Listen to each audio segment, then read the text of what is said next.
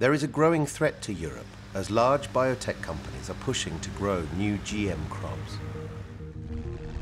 These GM crops are heavily sprayed with the pesticide Roundup, with devastating effects. Entonces, al fumigar, nos ha fumigado la gente, entonces a nosotros nos han enfermado. Well, the scary thing, I would say, is that I find the same deformities as has been seen in the children born in Argentina. Despite this, European decision makers may allow these crops to be grown in the EU. Currently, Europe's fields are relatively free of GM crops. However, millions of tons are imported each year for animal feed. Now, some European farmers fear Roundup residues in the feed may also cause problems. As Denmark is only a small country, we import 1.7 million ton soya, mainly GM. For a number of years, found that we had many deformities born as deformed piglets. And we had 23 in the last 1.5 years. It's cranial deformities, spinal deformities, one with 6 organs, one with heart that was totally fluffed up with water. My soya that I used to feed the pigs with came from Latin America, I believe Argentina.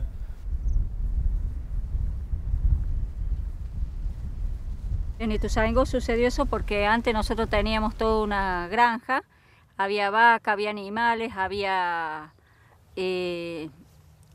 frutales y bueno, destruyeron todo eso y sembraron soja. Yo la enfermedad de mi hija nunca la asocié con la soja, con el problema de la fumigación y todo eso. Pero después de haber estudiado, pues tuvimos que leer nosotros para defendernos de los funcionarios, bueno, yo me sentí mal, yo me sentí angustiada porque es muy difícil. Pensé yo que a mi hija le había podido pasar algo de eso, de que algo nos estaba enfermando y no sabíamos qué es lo que era. Yo comencé a hacer un relevamiento de ir casa por casa y ahí me encontré de que había muchos casos de cáncer y muchas leucemias. Y muchos niñitos afectados, niñitos con malformación. Hay niñitos que han nacido sin el maxilar, sin el huesito de la cabeza, otros niñitos sin el diafragma y tenían los órganos para arriba. Y bueno, yo después que empecé a investigar y empecé a darme cuenta que los agrotóxicos nos habían afectado. The fields surrounding Sofia's community are planted with Roundup-ready soya. Developed by the agrochemical giant Monsanto, these crops have been genetically modified to be resistant to glyphosate. Glyphosate is the active ingredient in the toxic weed killer Roundup. EU officials claim the pesticide is safe for humans and the environment at certain levels. However, research carried out by embryonic specialist Professor Andreas Carrasco disputes this. Nosotros lo que simplemente hicimos es someter a un diseño experimental con concentraciones bajas de glifosato.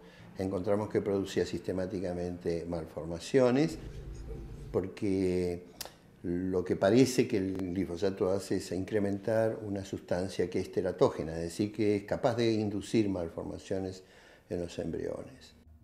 In addition to Professor Carrasco's scientific research, recent findings from the first ever long-term trial on the health impact of Roundup were released. The results were very disturbing. In the male rats, there were liver and kidney disorders, including tumours, and even more worryingly, in the female rats, there were mammary tumours at a level which is extremely concerning. Up to 80% of the female rats had mammary tumours by the end of the trial. Roundup residue is found in GM soya and other crops imported into Europe at levels which recent research suggests could cause long-term health effects. So the effects you see in the laboratory are really caused by very low dosages. It's 0.1 milligram, something like that. Very, very, very low dosages which are interacting with the hormone system. And if you look to the regulation, there is a very high dosage allowed on residues in glyphosate. It's 20 milligram per kilo. This is an incredible high burden of residues there in the food products. And if I take the findings from the laboratories, this is a very high risk for consumers. What am I feeding my pigs with? Maybe I could have a benefit out of changing. We changed to non-GMO soya. What I've noticed in difference in the pig house, well, the medicine use has gone down a lot. The sows got healthier. I can keep my sows longer.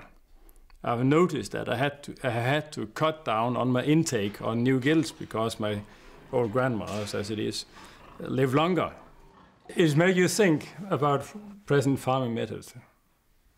We should be going to a more small scale and an agriculture that is more based on agroecological principles and not on an industrial monoculture system of producing. So it's very bad news. We should especially pay much more attention to the damage it has already done in Latin America before we implement such a thing in Europe. UK farmer Michael Hart has been speaking to American farmers about their widespread use of GM crops. Worldwide at the moment, farming is difficult. Despite the fact that food prices are rising, that's at the retail end, not at the farming end. So genetically modified crops, with their supposed lower costs of less herbicide and so on, sound like a great idea that would actually help farmers in terms of profitability. And my recent trip to America is actually the last trip of a number of trips that I've made over the years. In the early days, they thought it was, genetically modified crops, herbicide tolerant and insect resistant crops were probably the best things since sliced bread, to use a very English expression.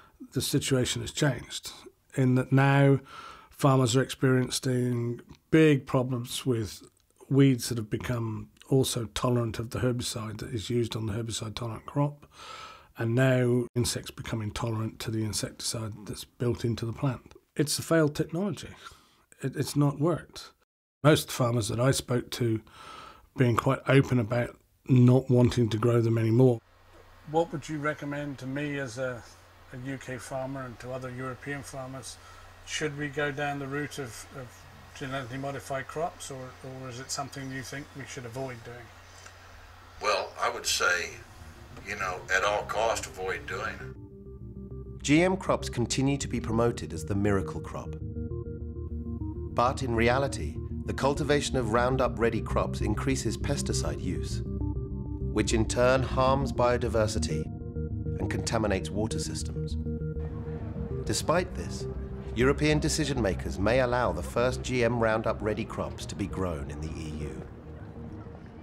So far they have only been used for imports, largely for animal feed, which is already very concerning. But now they want to approve it for cultivation, which means that we will have Roundup-ready maize, Roundup-ready soy, Roundup-ready oilseed rape, sugar beet. All these Monsanto crops, they'll be out on the fields, and that will massively increase the use of Roundup on the fields in Europe. This is now the time where the European Union can decide, do they want to repeat what happened in the US, what happened in Argentina, what happened in Brazil, or are European politicians, are European citizens, are European experts smart enough to learn something from their mistakes and not to authorize any herbicide-resistant crop in Europe, and also not other GM crops.